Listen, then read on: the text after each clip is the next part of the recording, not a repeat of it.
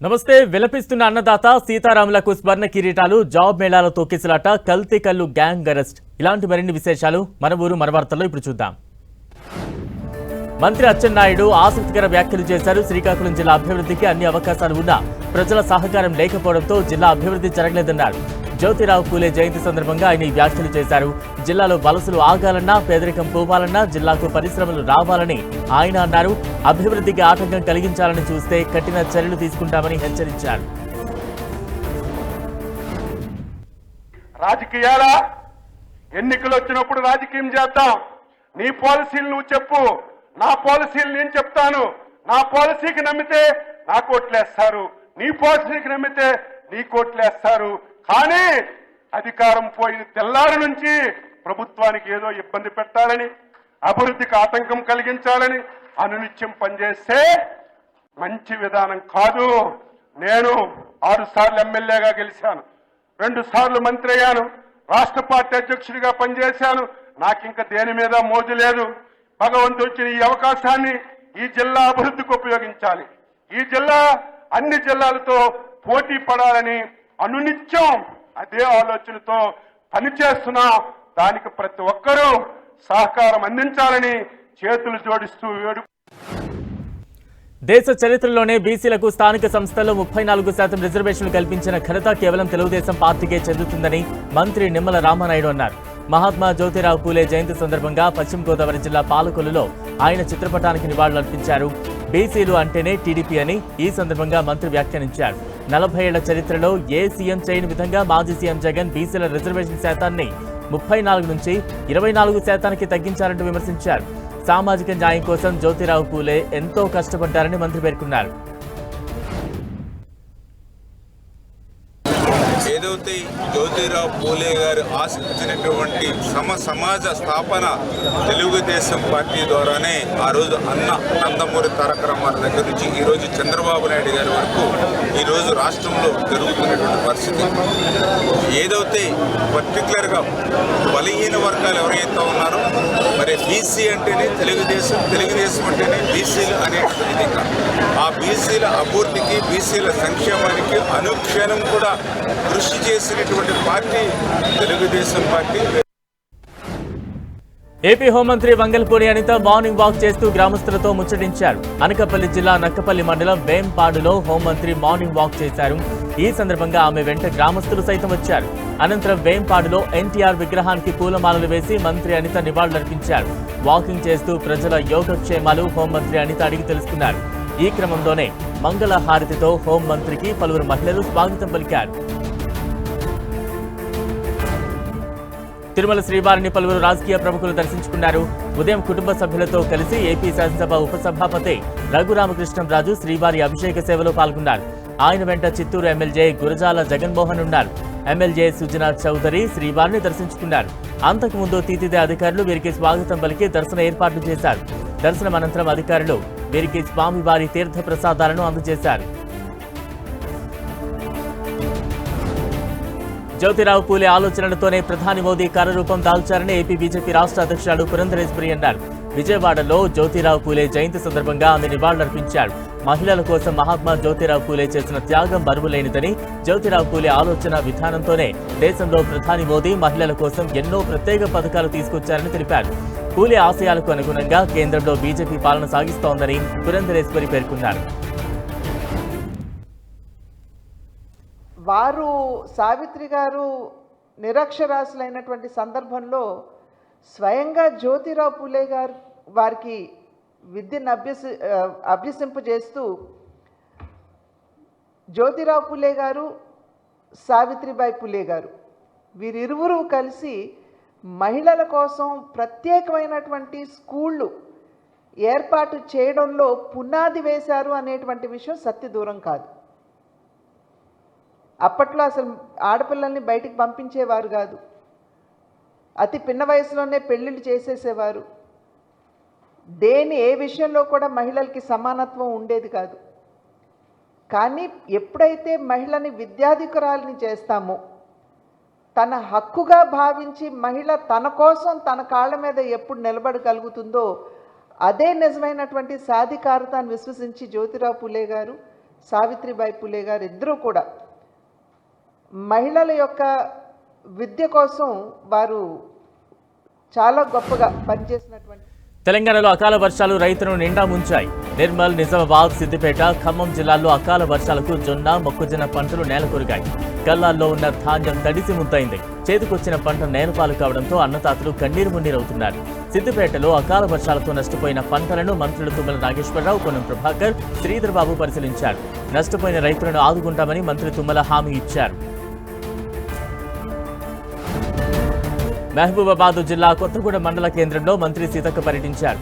ఆదివాసీ ఆరాధ్య దైవం శ్రీ గుంజేడు ముసలమ్మకు మంత్రి పట్టు వస్త్రాలు సమర్పించి ప్రత్యేక పూజలు నిర్వహించారు.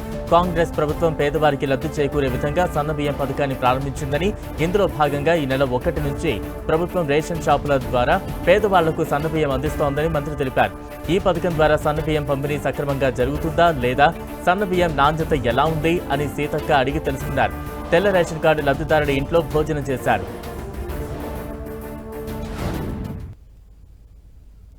గతంలో మరి కిలోకు 50 రూపాయలు ఖర్చు పెట్టేవాళ్ళు. ఆ ఇంట్లో 6గురు ఉంటే దాదాపుగా 1500 మినిమంగా ఖర్చు అయ్యేది. కానీ ఈరోజు అది నెలకు వాళ్లకు మిగిల్చే విధంగా పేదింటి బిడ్డలు కూడా సన్నన్నం తినాలి, కడుపు నిండా తినాలి, రుచికరంగా ఉండాలని సీఎం గారు తీసుకున్నటువంటి ఒక విప్లవాత్మకమైనటువంటి నిర్ణయమే ఈరోజు ప్రతి పేద కుటుంబం ఉండడానికి కూడా ఇల్లు లేదు. కాబట్టి ఈ కుటుంబంకి మేము ఖచ్చితంగా అండగా ఉంటాం. వాళ్ళు కడుపు నిండా తినాలి, మంచిగా ఉండాలి, ప్రతి ప్రజలు కూడా సంతోషంగా ఉండాలనేది మా అందరి లక్ష్యం. కాంగ్రెస్ ప్రభుత్వం అధికారంలోకి వచ్చిన కేవలం 15 నెలల్లోనే రాష్ట్ర ఆర్థిక వ్యవస్థను పూర్తిగా పతనం చేసిందని మాజీ మంత్రి ప్రశాంత్ రెడ్డి ఆరోపించారు. ఈ నెల 27న బీఆర్ఎస్ తలపెట్టబోయే రజతోత్సవ సభను విజయవంతం చేయాలంటూ పిలుపునిస్తూ నిజామాబాద్ జిల్లా డిచ్పల్లిలో పార్టీ నేతలతో సమావేశం నిర్వహించారు. ఈ సందర్భంగా కాంగ్రెస్ ప్రభుత్వంపై తీవ్ర విమర్శలు చేశారు. ఎన్నికల సమయంలో ఇచ్చిన వాగ్దానాలను ఒక్కటి కూడా పూర్తిగా అమలు చేయలేదని మండిపడ్డారు. రానున్న రోజుల్లో బీఆర్ఎస్ అధికారంలోకి రావడం ఖాయమని ప్రశాంత్ రెడ్డి పేర్కొన్నారు.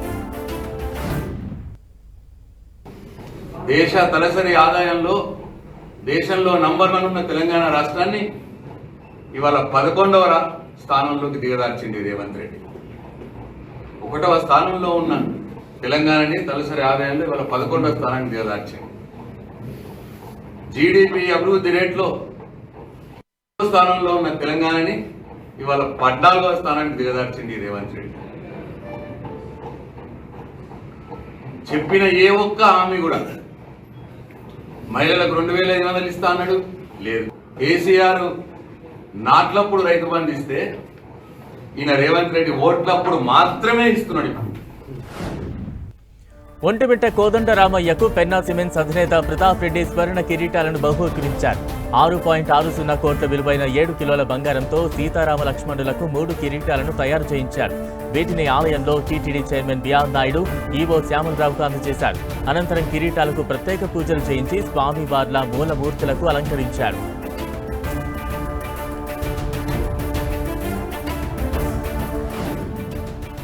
అధికారుల సమన్వయ లోపం వరంగల్లో పలువురు నిరుద్యోగుల ప్రాణం మీదకు తెచ్చింది.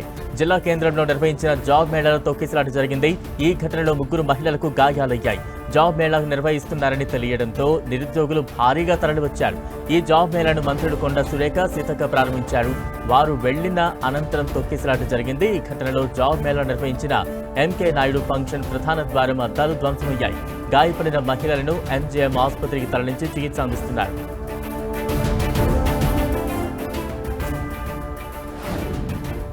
భవిష్యత్ తరాలకు జ్యోతిరావు పూలే, సావిత్రిబాయి పూలే త్యాగాలను తెలియజేయాలని పటాన్చెరు ఎమ్మెల్యే గుడెం మహిపాల్ రెడ్డి అన్నారు. మహత్య జ్యోతిరావు పూలే జయంతి సందర్భంగా సంగారెడ్డి జిల్లా పటాన్చెరులో పూలే చిత్రపటానికి పూలమాలలు వేసి నివాళులర్పించారు. అనంతరం నగరంలో పూలే దంపతుల విగ్రహాల ఏర్పాటు కోసం భూమి పూజ చేశారు. తన సొంత నిధులతో పూలే విగ్రహాలను ఏర్పాటు చేయనున్నట్లు ఎమ్మెల్యే పేర్కొన్నారు. భవిష్యత్ తరాలకు మహనీయుల త్యాగాలు గుర్తుండిపోయేలా విగ్రహాలను ఏర్పాటు చేస్తామని ఎమ్మెల్యే తెలిపారు. విగ్రహాలను ఆవిష్కరించుకోవడం వర్ధంతికి జయంతికి దండలేసుకునే కాదు, వారి అడుగుజాడల్లో నడుస్తూ వాళ్ళని స్మరిస్తూ మనము మన ప్రాంతంలో మార్పు తీసుకొచ్చి మన ప్రాంతాన్ని అభివృద్ధి పథంలో ప్రతి ఒక్కరు భాగస్వాములై ముందుకు సాగాలి. వారు స్వాతంత్రం రాకముందే వారు సంఘ కార్యకర్తలుగా పనిచేస్తూ ఈ సమాజంలో మార్పు తీసుకొచ్చి మహిళలకు పక్క సమాజానికి పురుషులకు పక్క మార్పు తీసుకొచ్చి సమాజం గురించి తెలుసుకొని అభివృద్ధిలో భాగస్వాములు చేసి ముందుకెళ్ళినటువంటి మహానుభావులు.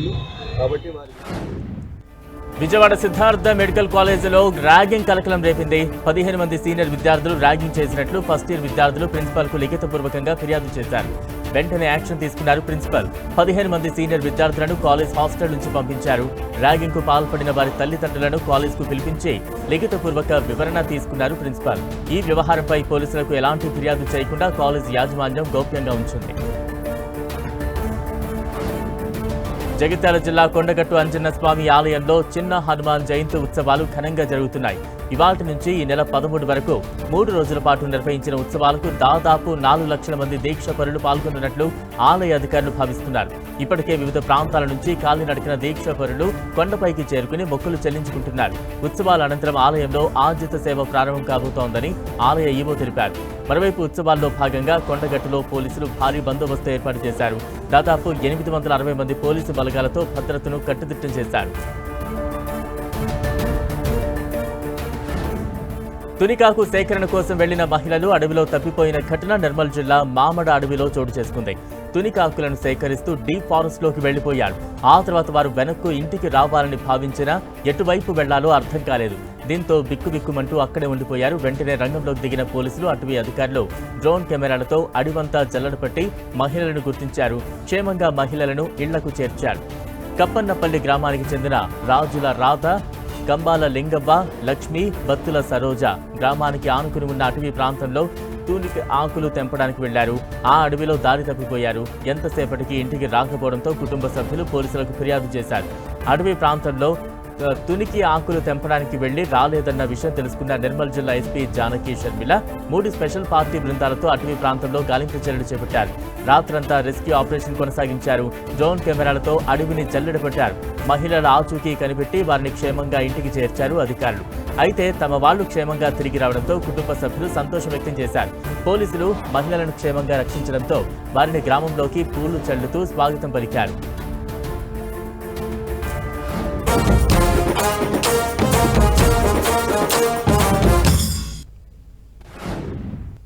అనంతపురం జిల్లా కోర్టులో న్యాయవాదుల సంఘం ఎన్నికలు తీవ్ర ఉద్రిక్తతలకు దారితీసింది. న్యాయవాదులు 2 వర్గాలుగా విడిపోయి కొట్టుకునే వరకు వెళ్లింది. జిల్లా కోర్టులో న్యాయవాద సంఘం ఎన్నికలు జరగాల్సి ఉంది. అయితే మొదటి నుంచి ఎన్నికలపై న్యాయవాదుల మధ్య ఓ విధమైన ఘర్షణ వాతావరణం ఉంది.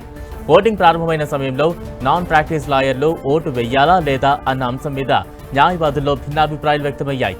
ఎలాంటి ఐడెంటిటీ లేకుండా ఓటు వేయడంపై కొందరు అభ్యంతరం వ్యక్తం చేశారు. దీంతో 2 వర్గాలుగా విడిపోయి ఒకరికొకరు బాహాబాహికి దిగారు. చివరకు పోలీసులు రంగప్రవేశం చేయడంతో పరిస్థితి సద్దుమణిగింది.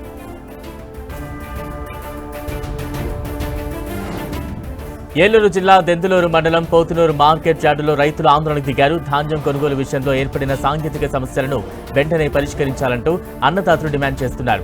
జీపీఎస్ ఆన్లైన్ విధానంలో సాంకేతిక సమస్యలు ఉండటంతో ధాన్యం బస్తాలతో వెళుతున్న వాహనాలు మిల్లుల దగ్గర అన్లోడ్ కాకుండా ఉండిపోతున్నాయి. దీంతో ఐకేపీ సెంటర్లలో ధాన్యం కొనుగోలు ప్రక్రియ మరింత ఆలస్యమవుతోందని రైతులు వాపోతున్నారు.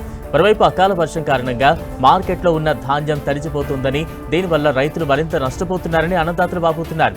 అధికారులు వెంటనే స్పందించి ఐకేపీలో సమస్యలు పరిష్కరించాలని కోరుతున్నారు. సూర్యాపేట జిల్లాలో రైతులు ఆగ్రహం వ్యక్తం చేశారు. 6 కాలం పండించిన పంటలకు గిట్టుబాటు ధర లేక నష్టపోతున్నామని రేపాల గ్రామానికి చెందిన రైతు ధాన్యానికి నిప్పు పెట్టాడు. మార్కెట్లోకి 70 బస్తాల ధాన్యం తీసుకొస్తే క్వింటాల్కు 1600 మాత్రమే ధర పలుకుతోందని రైతు వాపోయాడు. గిట్టుబాటు ధర లేకపోవడంతో అమ్మకానికి సిద్ధంగా ఉంచిన పంటలకు నిప్పు పెట్టి బోరున వెలిపించాడు. ములుగు జిల్లాలో మావోయిస్టులకు వ్యతిరేకంగా పోస్టర్లు కలకలం రేపుతున్నాయి. ఆదివాసీ యువజన సంఘం పేర్లతో పోస్టర్లు వెలిశాయి. నిత్యం ఆదివాసీలపై ఆధారపడే మావోయిస్టులు ఇప్పుడు ఆదివాసీలపైనే ఆంక్షలు విధించడం ఏంటని పోస్టర్లలో పేర్కొన్నారు. ఆదివాసీలు అడవుల్లో తిరగవద్దంటూ మావోయిస్టులు హెచ్చరించడంపై ఆగ్రహం వ్యక్తం చేస్తూ పోస్టర్లు వెలిశాయి. అయితే వాజేడు వెంకటాపురం సరిహద్దుల్లోని కర్రెగుట్ట చుట్టూ ప్రెషర్ బాంబులు, మైన్స్ అమర్చామని, గిరిజనులు ఎవరూ అటువైపు రావద్దని మావోయిస్టులు ప్రకటించారు. దీన్ని ములుగు జిల్లా పోలీసులు సీరియస్ గా తీసుకున్నారు. ఈ క్రమంలోనే పోస్టర్లు వెలవడం చర్చనీయాంశంగా మారింది. అకాల వర్షం కారణంగా యాదాద్రి భువనగిరి జిల్లాలో తీవ్ర పంట నష్టం వాటిల్లింది. మోత్కూరు, ఆత్మకూరు ఎం, గుండాల, అడ్డగూడు మండలాల్లో 100 ఎకరాలు వరి, మొక్కజొన్న పంటలు తీవ్రంగా దెబ్బతిన్నాయి. కొనుగోలు కేంద్రంలో ఆరుబోసిన వరి ధాన్యం పూర్తిగా తడిచిపోవడంతో రైతులు బోరును వెలిపించారు. ధాన్యం కొనుగోలు ప్రక్రియ ఆలస్యం కావడంతోనే చేతికొచ్చిన పంట నీటిపాలైందని రైతులు ఆగ్రహం వ్యక్తం చేస్తున్నారు. ప్రభుత్వం వెంటనే తడిచిన ధాన్యాన్ని కొనుగోలు చేయాలని రైతులు డిమాండ్ చేస్తున్నారు. కాంగ్రెస్ పాలనలో రాష్ట్రంలోని అన్ని గ్రామాలు అభివృద్ధి జరుగుతున్నాయని మానకొండూరు ఎమ్మెల్యే కవ్వంపల్లి సత్యనారాయణ అన్నారు. కరీంనగర్ జిల్లా అలుగున్నూరులో పరిధిలో పర్యటించిన ఆయన పలు అభివృద్ధి పనులకు శంకుస్థాపన చేశారు. పట్టణంలో దాదాపు ₹1 కోటి నిధులతో సీసీ రోడ్లు, డ్రైనేజ్ పనులకు శంకుస్థాపన చేసినట్లు ఆయన తెలిపారు. భద్రాద్రి కొత్తగూడెం జిల్లా పాల్వంచ మున్సిపాలిటీ పరిధిలోని గాంధీనగర్లో పురాతన చెట్టు విరిగిపోయింది. స్థానికంగా ఉన్న ముత్తాలమ్మ గుడి సమీపంలో దాదాపు 100 ఏళ్ల చరిత్ర కలిగిన పాల చెట్టు కొమ్మ విరిగిపడడంతో ముత్తాలమ్మ గుడితో పాటు పలు ఇళ్లు ధ్వంసమయ్యాయి. ఇళ్లపైన చెట్టు కొమ్మ వరిగి ఉండటం, 2 మహిళలు తీవ్రంగా గాయపడ్డారు. ఈ ఘటనతో ఎటువంటి ప్రాణనష్టం లేకపోవడంతో స్థానికులంతా ఊపిరి పీల్చుకున్నారు. శ్రీకాకుళం జిల్లా పలాసలో ఇసుక మాఫియా రోజురోజుకు పెరిగిపోతోంది. అక్రమంగా టిప్పర్లు, లారీలతో ఇసుకను తెచ్చి స్టాక్ యార్డులను ఏర్పాటు చేసుకుని దొంగ చట్టను విక్రయాలు చేస్తున్నారు. అక్రమార్కులు బినామీ పేర్లతో అక్రమంగా ఇసుకను రవాణా చేసి అడ్డగోలుగా సొమ్ము చేసుకుంటున్నారని స్థానికులు ఆరోపిస్తున్నారు. ప్రతిరోజు రాత్రి సమయంలో పదుల సంఖ్యలో లారీలు వచ్చి ఇసుక అన్లోడ్ చేస్తున్నాయని, ఉదయాన్నే దళారులు అక్రమంగా విక్రయాలు చేస్తున్నారని స్థానికులు తెలిపారు. బహిరంగంగా ఇసుక రవాణా జరుగుతుంటే అధికారులు మాత్రం నిమ్మకు నీరెత్తినట్లు వ్యవహరిస్తున్నారని ఆగ్రహం వ్యక్తం చేశారు. జగిత్యాల కలెక్టరేట్లో ఏసీబీ అధికారులు దాడులు నిర్వహించారు. ట్రెజరీ కార్యాలయంలో సీనియర్ అకౌంటెంట్ గా విధులు నిర్వహిస్తున్న రఘు ఏసీబీకి చిక్కాడు. కోరట్లలో కానిస్టేబుల్ పవన్ కు మంజూరైన సిపిఎస్ డబ్బులు ఇవ్వడానికి 7,000 లంచం డిమాండ్ చేశాడు రఘు. లంచం కోసం ఒత్తిడి చేయడంతో కానిస్టేబుల్ ఏసీబీని ఆశ్రయించాడు. దీంతో రంగంలోకి దిగిన ఏసీబీ ప్లాన్ ప్రకారం అకౌంటెంట్ రఘును రెడ్ హ్యాండెడ్ గా పట్టుకుంది. విద్యా మహిళల సాధికారత కోసం మహాత్మా జ్యోతిబా పూలే చేసిన కృషి అపూర్వమని జిల్లా కలెక్టర్ ఇలా త్రిపాఠి అన్నారు. మహాత్మా జ్యోతిబా పూలే 199వ జయంతిని పురస్కరించుకుని నల్గొండ జిల్లా కేంద్రంలోని క్లాక్ టవర్ చౌరస్తాలో ఏర్పాటు చేసిన కార్యక్రమానికి కలెక్టర్ ముఖ్య అతిథిగా హాజరయ్యారు. జ్యోతిబా పూలే విగ్రహానికి పూలమాలలు వేసి నివాళులర్పించారు. జ్యోతిబా పూలే సాధించిన ఘనత దేశానికి మార్గదర్శకమైందని, చదువు కోసం, మహిళల సాధికారత కోసం ఆయన చేసిన కృషి అపూర్వమని ఈ సందర్భంగా కలెక్టర్ తెలిపారు. సామాజిక ఉద్యమకారునిగా కుల వివక్షతకు వ్యతిరేకంగా మహాత్మా జ్యోతిబా పూలే చేసిన సేవలు మరువులేనివని ఆమె పేర్కొన్నారు.